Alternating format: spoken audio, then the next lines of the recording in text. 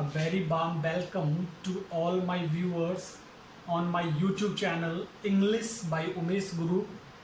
उम्मीद करता हूँ आप सभी ने मेरा channel English by Umesh Guru subscribe कर लिया होगा, और जिन्होंने अभी तक सब्सक्राइब नहीं किया है वो YouTube चैनल पे जाके सर्च करें इस नाम से इंग्लिश बाय उमेश गुरु और रेड बटन को प्रेस करें और मेरे साथ जुड़ें और अपने दोस्तों के साथ भी मेरे इस चैनल को शेयर करें।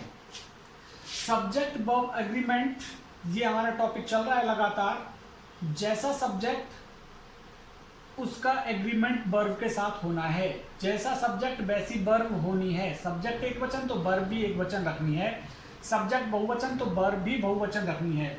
आज मैं आपके सामने एडजेक्टिव को लेकर चर्चा करता हूं।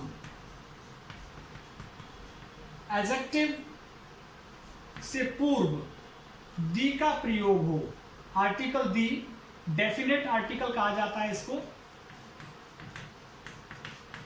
Definite article.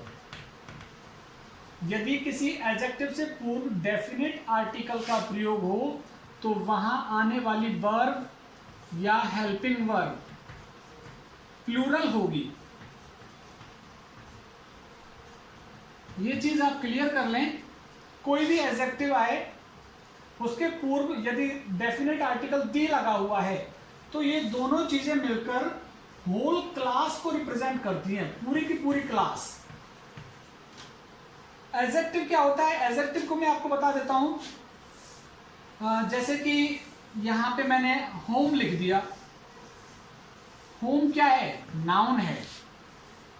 अभी होम के साथ में जो शब्द हम लिखेंगे, अभी तो केवल घर है और मैंने यहां पे लिख दिया स्वीट होम, अच्छा घर, तो स्वीट यहां पे एडजेक्टिव है।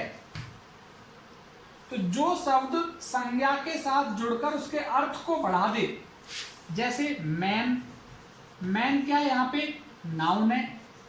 इस नाउन के अर्थ को बढ़ाने के लिए हम ओल्ड शब्द यूज कर देते हैं, ओल्ड मैन। तो ओल्ड यहां पे क्या है? एडजेक्टिव है। जैसे बुक लिखा मैंने, बुक यहां पे नाउन है और बुक को यहां पे मैंने हैवी बुक कर दिया, भारी पुस्तक, तो हैवी यहां पे क्या है? एडजेक्टिव है। तो नाउन के अर्थ में वृद्धि कर देने वाला शब्द क्या कहलाता है? एडजेक्टिव कहलाता है, या फिर नाउन की विशेषता बताने वाला शब्द एडजेक्टिव कहलाता है। अब ये एडजेक्टिव नाउन के रूप में काम करने लग जाए, जैसे मैंने यहां पे लिखा द ब्रेव। अभी यहां पे ब्रेव क्या है? एडजेक्टिव है, विशेषण है, लेकिन अब इस विशेषण से पूर्व क्या? डेफिनेट आर्टिकल आ गया। तो ये दोनों चीज मिलकर होल क्लास को रिप्रेजेंट कर रही हैं, पूरी की पूरी क्लास। मतलब जितने भी बहादुर लोग हैं इस दुनिया में, द ब्रेव का मतलब जितने भी बहादुर हैं, द ब्रेव ऑलवेज। अभी यहां पे खाली जगह आ जाती है और इधर लिखा हुआ है विन और विंस, दोनों में से एक भरना है हमें।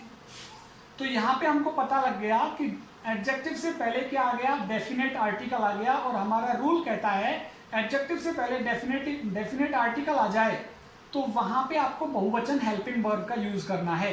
तो यहां पे मैंने आपको पार्ट 1 में बताया था कि जो वर्ब होती है वो अपने ओरिजिनल रूप में, अपने बेस फॉर्म में प्लूरल ही होती है, उसको सिंगुलर किया जाता है उसमें एस या ईएस जोड़ करके। तो यहाँ पे द ब्रेव का मतलब सारे के सारे बहादुर लोगों से है। जैसे मैं यहाँ पे इसका जस्ट अपोजिट लिखूं, द वीक, कमजोर। वीक मीन्स कमजोर, और कमजोर से पहले मैंने डेफिनेट आर्टिकल यूज किया हुआ है। तो अब ये द वीक का मतलब है पूरी की पूरी क्लास, जितने भी इस दुनिया में कमजोर लोग हैं। The weak always fear from darkness,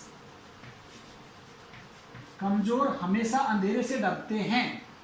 अभी यहां फियर बहुवचन के हिसाब से हमने फियर यूज किया है वर्ब का। अभी मैं यहां पे उदाहरण ले लेता हूं, कोई हेल्पिंग वर्ब आ जाए जैसे, जिससे कि हमें पता लगे।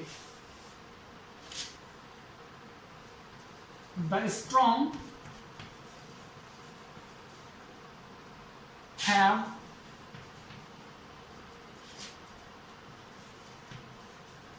Done this job.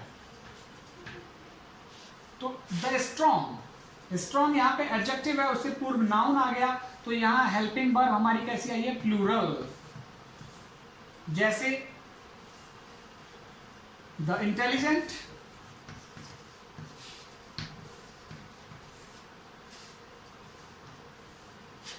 Always,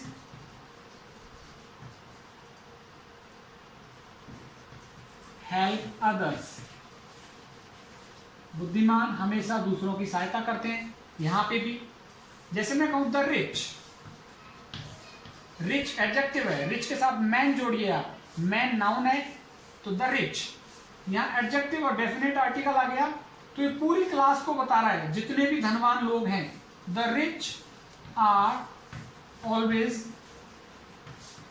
happy, धनवान लोग हमेशा खुश रहते हैं।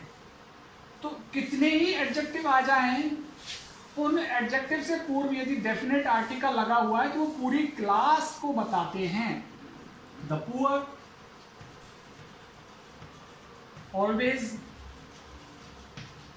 क्राई फॉर हेल्प, तो यहां पे द पुअर पूरी की पूरी क्लास को बता रहा है, इसलिए हमने यहां पे वर्ब कैसी रखी है, प्लूरल रखी है।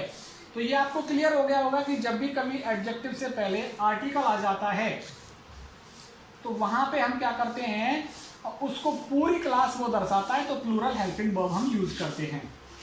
एक अगला रूल हम लिखते हैं,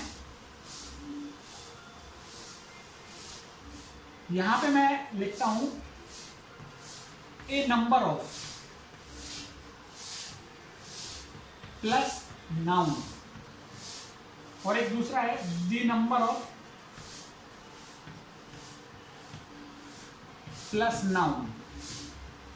तो ए नंबर ऑफ वाली में तो क्या होगा, वर्ब और हेल्पिंग वर्ब प्लूरल होंगी, और दी नंबर ऑफ में वर्ब और हेल्पिंग वर्ब सिंगुलर होंगी। याद रखिएगा आप इस रूल को। और दोनों ही ए नंबर ऑफ और दी नंबर ऑफ दोनों के साथ प्लूरल नाउन ही आएगी। जैसे a number of students are present here, तो यहां पे ए नंबर ऑफ आ रहा है, ए नंबर ऑफ की वजह से हमने जो वर्ब या हेल्पिंग वर्ब लिखी है वो बहुवचन लिखी है, लेकिन इसी के साथ द नंबर ऑफ आ जाए, the number of students is present, तो ये आप याद रखिए, जब भी द नंबर ऑफ आएगा तो द नंबर ऑफ के साथ आपको हेल्पिंग वर्ब सिंगुलर लेके चलनी है। A number of players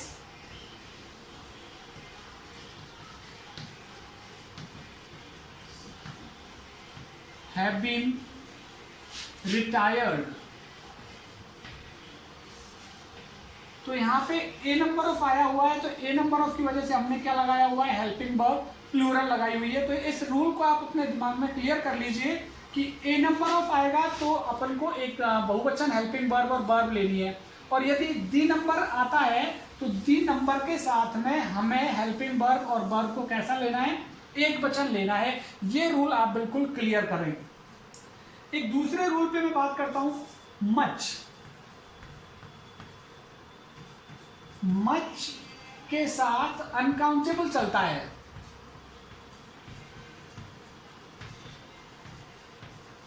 uncountable noun होगी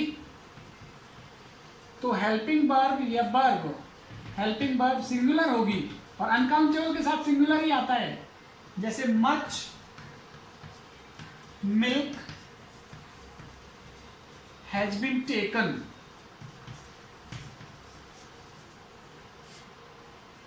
much water has been sprinkled, छिड़काव करना, बहुत पानी छिड़क दिया गया है।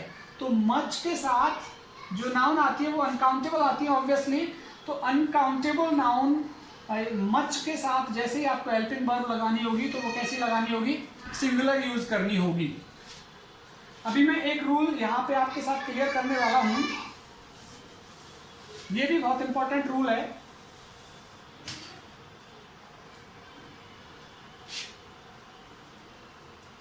यदि कोई प्लूरल नाउन किसी क्वांटिटी ऑब्लिक अमाउंट, कहने का मतलब मात्रा और राशि, कोई प्लूरल नाउन किसी मात्रा ऑब्लिक राशि को एक यूनिट की तरह से, एक यूनिट के रूप में व्यक्त करे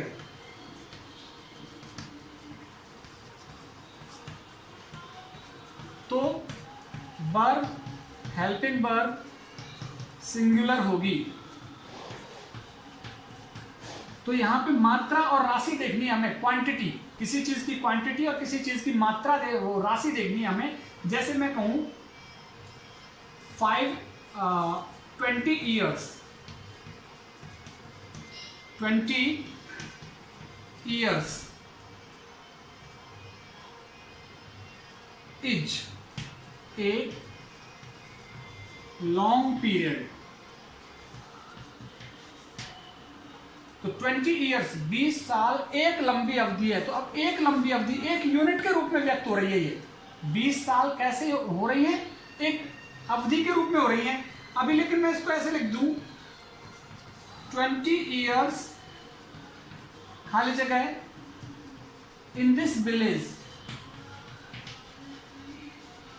तो अब यहां पे कोई कहेगा है जो है में से एक भरना है हमें। 20 ईयर्स, अब हैज या पास्ट और लिख देता हूं मैं, गुजर जाना। 20 ईयर्स हैज पास्ट नहीं आएगा। अब यहां पे कोई एक यूनिट के जैसे नहीं आ रहा है, अभी यूनिट के जैसे नहीं आ रहा है। तो 20 years have passed in this village, इस गांव में 20 साल निकल गए हैं। लेकिन यहां पे क्या हो रहा था? एक अवधि के रूप में आ रहा था, इसलिए यहां पे हमने हेल्पिंग वर्ब को क्या लिखा? सिंगुलर लिखा। तो आप याद रखिए, यदि कोई नाउन, और बहुवचन नाउन है, देखिए एस लगा हुआ है, यदि कोई प्लूरल नाउन किसी मात्रा या राशि को एक यूनिट के रूप में व्यक्त करे, एक इकाई के रूप में व्यक्त करे, जैसे 1000 rupees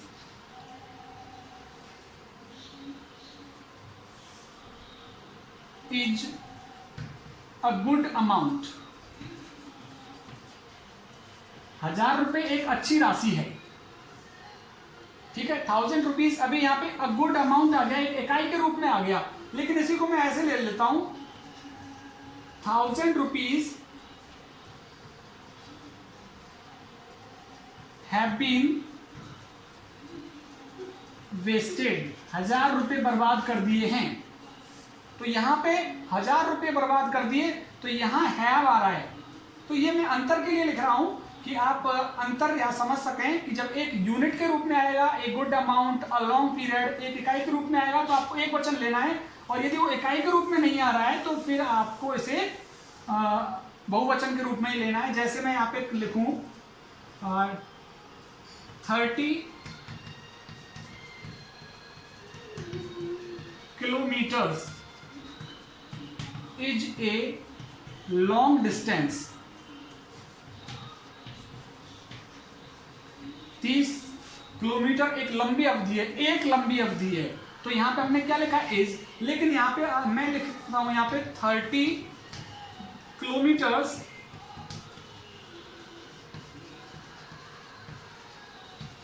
have been passed. 30 kilometre past या फिर जर्नीड लिख रहे हैं हम, हैव बीन ट्रेवल्ड।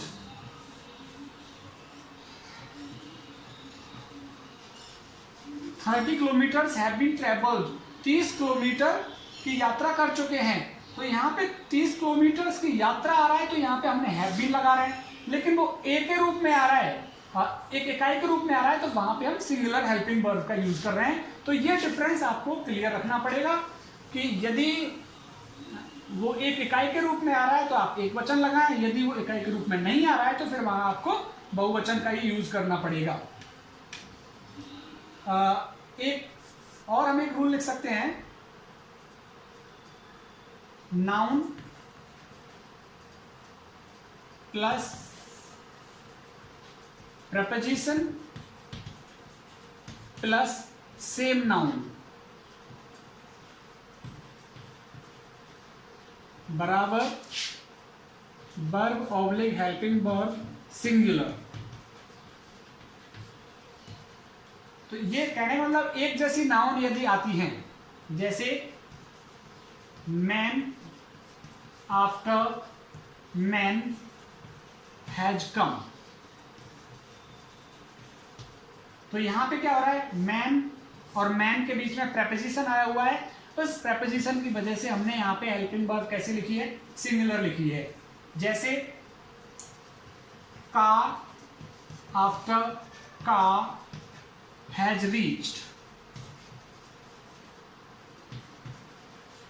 तो यहां पे भी एक जैसी सेम नाउन है, आफ्टर बीच में आया हुआ है, तो हमने सिंगुलर हेल्पिंग वर्ब लिखा है। जैसे tree after tree has been uprooted,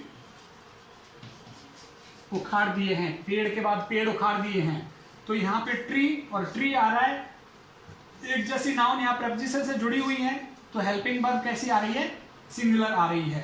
तो इस तरह से दोस्तों एक नाउन के बाद प्रपोजिशन आए और वही नाउन रिपीट होती है, तो वहां पे हमें जो वर्ब या हेल्पिंग वर्ब सिंगुलर यूज करनी होगी। अब बहुत ज़्यादा रूल्स हमारे पास सब्जेक्ट वर्ब एग्रीमेंट में नहीं रहे हैं, 1 या 2 क्लासेज और होंगी सब्जेक्ट वर्ब एग्रीमेंट की और ये टॉपिक खत्म हो जाएगा। यदि ये आपको पसंद आया है तो मेरे YouTube channel English by Umesh गुरु को जरूर सब्सक्राइब करें और अपने दोस्तों के साथ शेयर करें। बहुत बहुत धन्यवाद।